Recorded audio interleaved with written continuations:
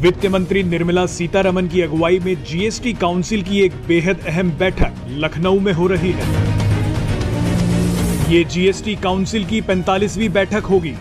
इसमें पेट्रोलियम पदार्थों को जीएसटी में शामिल करने की संभावना पर विचार हो सकता है।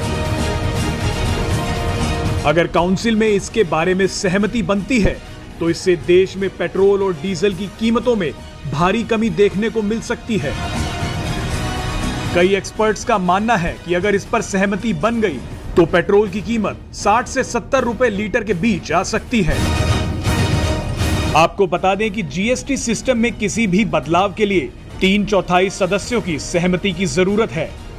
जीएसटी काउंसिल में सभी राज्यों और केंद्र शासित प्रदेशों के प्रतिनिधि शामिल हैं। कई राज्यों ने पेट्रोल डीजल को जीएसटी में शामिल करने का विरोध किया है। उनका कहना है कि इससे राजस्व जुटाने का एक अहम जरिया केंद्र सरकार के पास चला जाएगा। केरल और महाराष्ट्र की सरकार ने तो इसका विरोध भी शुरू कर दिया है। अभी देश के कई शहरों में पेट्रोल की कीमत 100 रुपए प्रति लीटर से ऊपर पहुंच गई है, जबकि डीजल 90 रुपए लीटर के आसपास मिल रहा है। अभी अलग अलग राज्यों में पेट्रोल डीजल पर टैक्स की दरें अलग अलग हैं।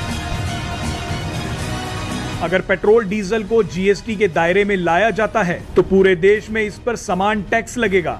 इससे पेट्रोल और डीजल की कीमतों में भारी कमी आएगी।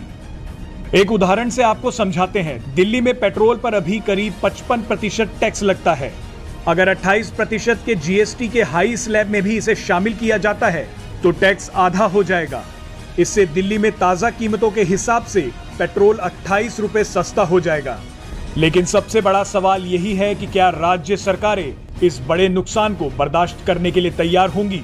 वैसे अर्थशास्त्रियों का मानना है कि अतिरिक्त कर लगाकर इस नुकसान की भरपाई की जा सकती है। वित्त मंत्री निर्मला सीतारमण ने इसी साल मार्च में कहा था कि अगर जीएसटी काउंसिल के प्रस्ताव में आया तो वह पेट्रोल डीजल को जीएसटी के दायरे में लाने पर चर्चा करने को तैयार हैं।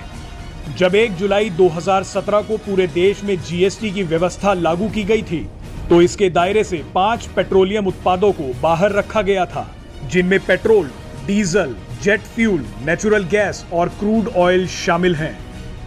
अभी इन पर सेंट्रल एक्साइज के अलावा राज्यों की तरफ से वैट भी लगाया जाता है। आपको बता दें कि जून में केरल हाईकोर्ट ने एक याचिका पर जीएसटी काउंसिल को यह आदेश दिया था कि पेट्रोल और डीजल को जीएसटी में लाने पर वो निर्णय ले।